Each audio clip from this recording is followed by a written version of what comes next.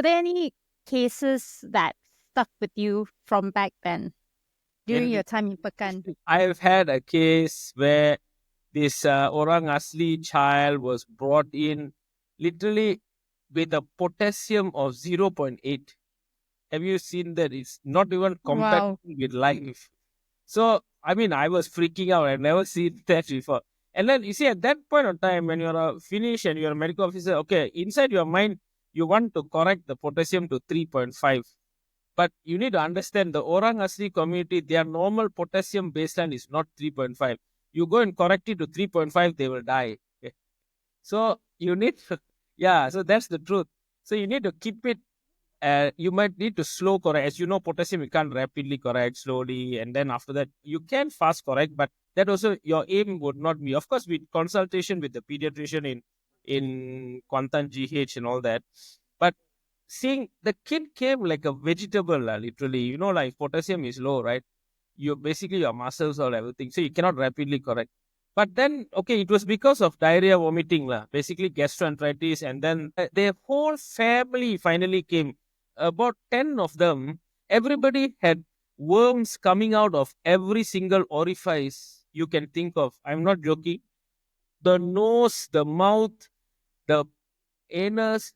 They, usually deworming agent is a stat dose, right? Not for that particular. I literally deworm them for a whole week, monitoring the LFT, because the entire family, the entire family, they were severely malnourished, and the kids, the smallest from 1, 3, every year they got kid 1, 3, 5, like that, small kids, and they were so socioeconomically poor, very in the inside somewhere Orang Asli community. Of course, they have jabatan hal level Orang Asli, all, but some of them they don't want to get out of their beliefs. They don't want to move. You know what? The children used to take susu pekat manis, right? Wow. Daily. A tin of susu pekat manis, the mother will just take few spoons, add with water, and feed them. That is their milk. So you can imagine what they were eating, what they were this thing. So all worm infestations, terrible. So what I did, I admitted the entire family because I'm the district, this thing, including the parents, the children, all five. And I nicely nourished them. I asked the dietitians here, there, and they were getting free hospital food for a week. I mean, I decide who gets admitted and discharged, so I don't care. So I kept them in the ward. I nourished them. I called the Jabatan Hal Level Orang Asli to actually come and assess this family. I called the main officer. I asked them to give them supplies. They have a peruntukan. Jabatan Hal Level Orang Asli has a separate. I mean, these indigenous people, the government has put aside money actually. So they can get supplies, milk, basic necessities, rice, whatever thing, they got money to actually give them. So I asked them to put them under the program, make sure they get their regular supplies, treated their worm infestations, and they were all well done. You can literally see them put on weight in 2 weeks period. So that was an interesting thing. I was happy that I could do something like this. And then detecting, contact tracing, calling the state engineer and all. We detected that they were taking water from a source of a old ancestral well in the village. So I even contacted Jabatan Bakaranai. Then we actually discovered that it was not the government's fault. They already built the main piping system to the main road, right? From there going into the village, so they built.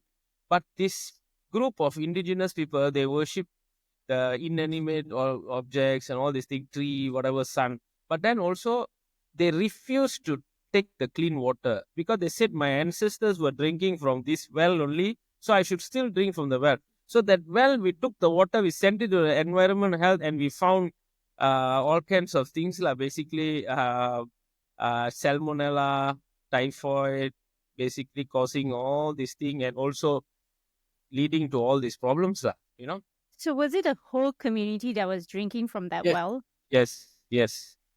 There was a whole community. Yeah. Mm. So you had to deworm the whole I had, community. I had to literally, yeah. So I worked together with Jabatan Halewa Orang Asli. I called the state engineer. I mean, that was an interesting period working with everybody. I mean, I must say everybody was supportive. People say, oh, the government don't do anything and all that. Actually, everything is in place. to actually help these people. But sometimes whether receptive, we are quick to point out, right? Oh, how come they're not getting clean water supply or not? They have done everything, but you can only take the horse to the river or to the water source. The horse has to drink it, right? Similar to that, the Orang Asli community, they sometimes because of their ancestral beliefs, they refuse to, So we have to educate them, like we have to get the Jabatan Hal Ewan Orang Asli to actually deal with all this. Yeah. Yeah, when I was I was working in a clinic kesihatan as well. Clinic kesihatan Pertang is somewhere in the depths of Jelebu. We also had to deal with a lot of the indigenous and the orang asli. It's very, very difficult. Like, you know that there is a child in there in the jungle who has probably a hemoglobin of 6, but they will refuse to come to the clinic. You actually have to hike in there. You have to send the nurses or someone who can speak their language to convince them to come out. So yeah, I mean, as you're talking, I remember all this difficult times we had. We even had to hike in there to deliver a baby Right. with no lights, and it is very interesting. I mean, if for a person who likes all this adventure, this is actually very, very exciting. Join disruptive doctors. Oh, disruptive doctors. Impact.